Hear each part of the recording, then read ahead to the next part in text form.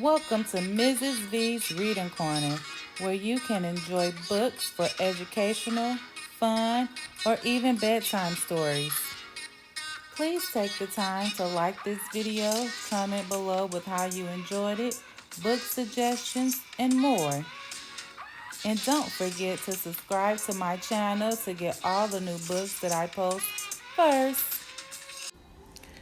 Journey to the Center of the Earth by Jules Verne.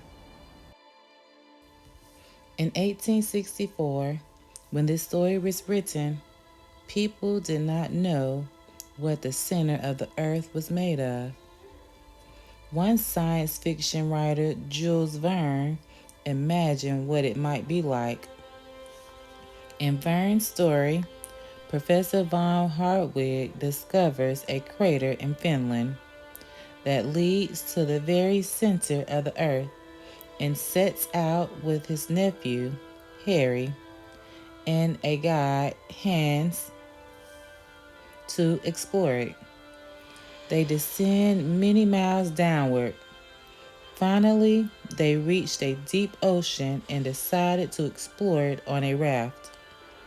Young Harry keeps a diary of their adventures. Tuesday, August 20th. At last, it is evening, the time of day when we feel a great need to sleep. Of course, in this continuing light, there is no night, but we are very tired. Hans remains at the rudder, his eyes never closed. I don't know when he sleeps, but I find I am dozing myself. And then an awful shock. The raft seems to have struck some hidden rock. It is lifted right out of the water and even seemed to be thrown some distance. "Hey!" cries my uncle. "What's happening?" And Heinz raises his hand and points to where, about 200 yards away, a great black mass is heaving. Then I know my worst fears have been realized. "It's some monster!" I cry.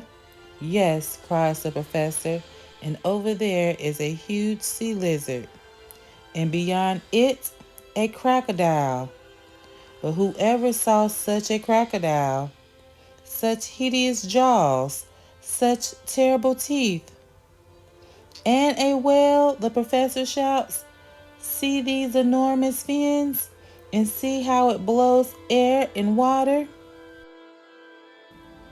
And indeed, 2 columns of water rise from the surface of the sea as he speaks, reaching an immense height before they fall back into the sea with an enormous crash.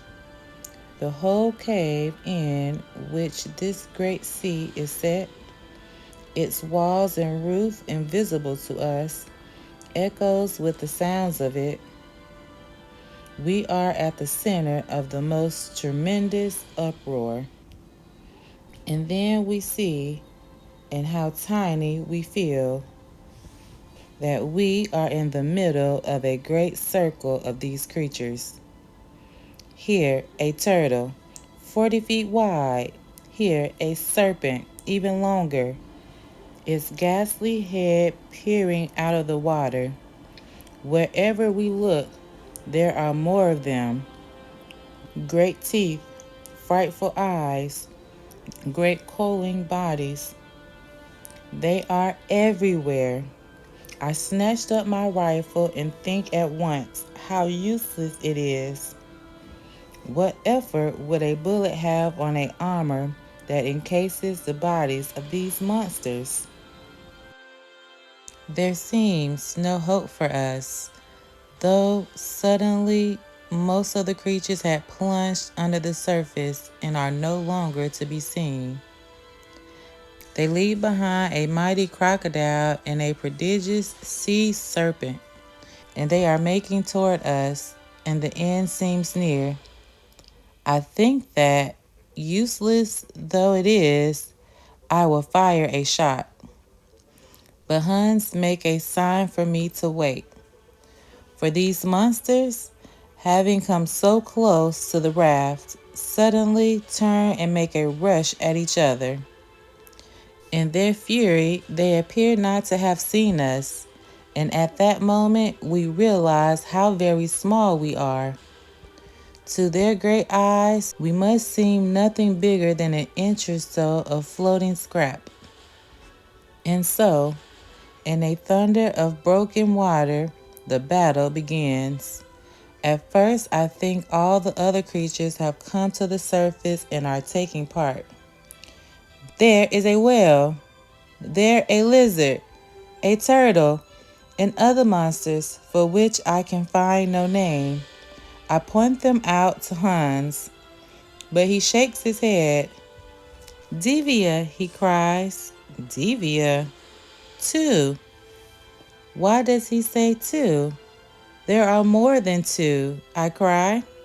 No, Hans is right, says my uncle. One of those monsters have the snout of a porpoise, the head of a lizard, the teeth of a crocodile. It is an ichthyosaurus, a great fish lizard. And the other? The other is a serpent, but it has a turtle's shell. It is the plesiosaurus, or sea crocodile. He is right.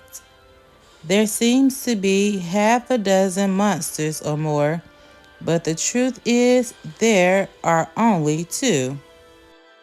And ours are the first human eyes to ever look at these great primitive reptiles. I am amazed by the flaming red eyes of the ichthyosaurus, even bigger than the man's head.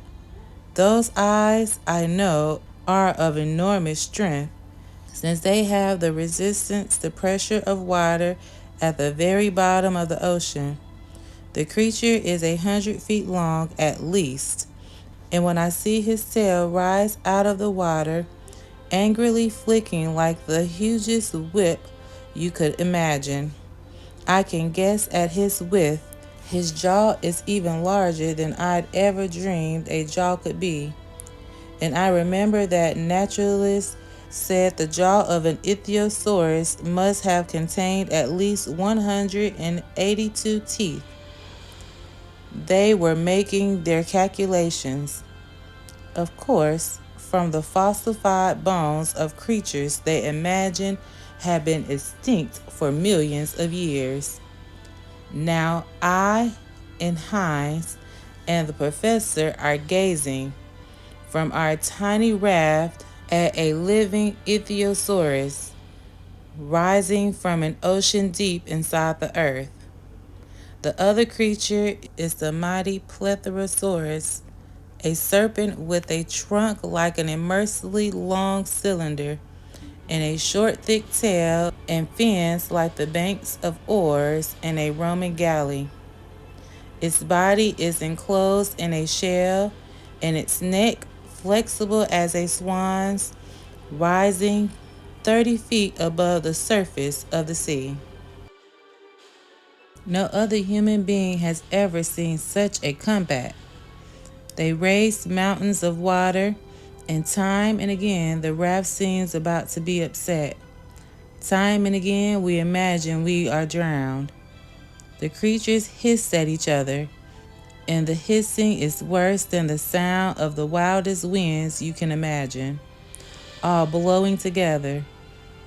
Then they seize each other in a terrible grip, giant wrestlers, and then break away again, and again come to the great hissing, the furious disruptance of the water.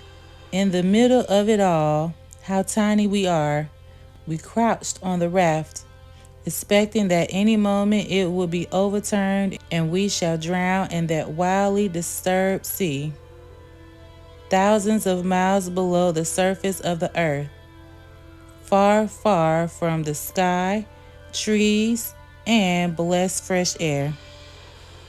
And then, suddenly, and Plesiosaurus disappear together under the waves. They're going down, and one enormous plunge draws the sea down with them. And if a great hole had been made in the water, and we are nearly dragged down with them. For a while there is silence. The water grows calmer, and then, not far from the raft, an enormous shape appears. It is the head of the Plesiosaurus. The monster is mortally wounded. All we could make out is its neck, a serpent's. It is twisted and coiled in the agonies of death. With it, the creature strikes the water as if with some great whip. Then it wiggles, as some vast worm might do, cut in two. Every dreadful movement stirs the sea violently, and we are nearly blinded as the tormented water sweeps over the raft. But bit by bit the great writhing died down, and at last the Plesiosaurus lies dead on the surface. As for the Ichthyosaurus, he was surely recovering from the struggle in some deep cave. He could not have been unhurt. He must need to lick his wounds. Or was he on his way to the surface again to destroy us? The end.